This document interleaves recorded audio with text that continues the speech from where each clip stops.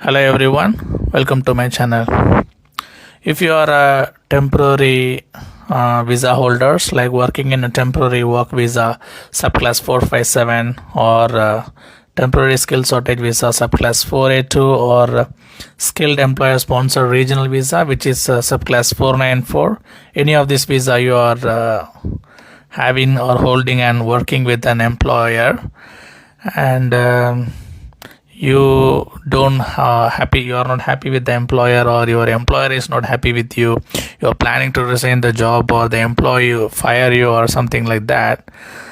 So before you have very less days to find a new employer or you have to depart from Australia, but from 1st of July 2024 the Australian government has given you lots of time to find a new employer, which is very easy for you to support yourself financially and some other ways. Welcome everyone, welcome to my channel, and thanks everyone for supporting us so far.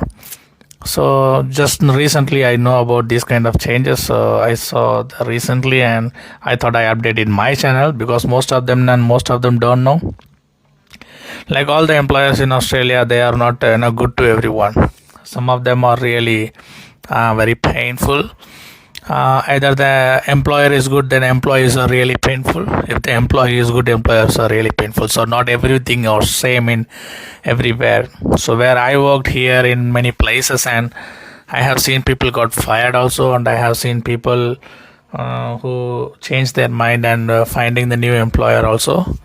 Everything whatever you are doing, you have to report to the Department of Home Affairs. But before the scenario is like this, like if your employer fire you or you want to resign and finding a new job, you have only 60 days to find a new job or something like that. If you cannot make it on that particular time, then you have to depart from Australia. But recently, the people who are holding the subclass visa 457, 482 or 494, the holders of these visas to stop working with their sponsoring employer will have more time to find a new sponsor or apply for a different visa or arrange to depart Australia. These visa holders now they are having more time than before. Now they are having 180 days at a time or a maximum of 365 days in total across if their entire visa grant period. So during this time, the visa holders can work for other employers also. This includes their work in occupation not listed in their most recently approved sponsorship nomination. This will ensure that visa holders can support themselves while they look for a new sponsor.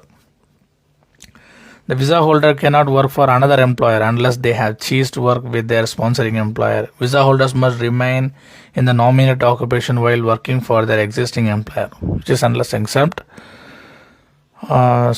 Sponsors must still let the department know if there is any changes in situation within 28 days. So whatever you are doing, your employer will let the department know whether you are left the job or anything, because they are the one paying for your nomination and stuffs like that. So, but the things we can talk in detail, but the very clear thing is like you have enough time to find a new employer. Okay, and you can change the sponsorship and you keep moving on. Even though the 60 days finish, you cannot find employer.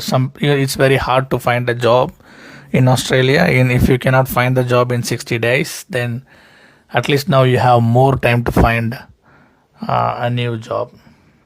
Or you can also support yourself by doing any other job also now. Yeah, so that's a good thing. I have seen many people that who unable to find job in that particular time and they left Australia and still they are not in Australia, they went back home. So at least these changes will help some people. All good. That's all for today.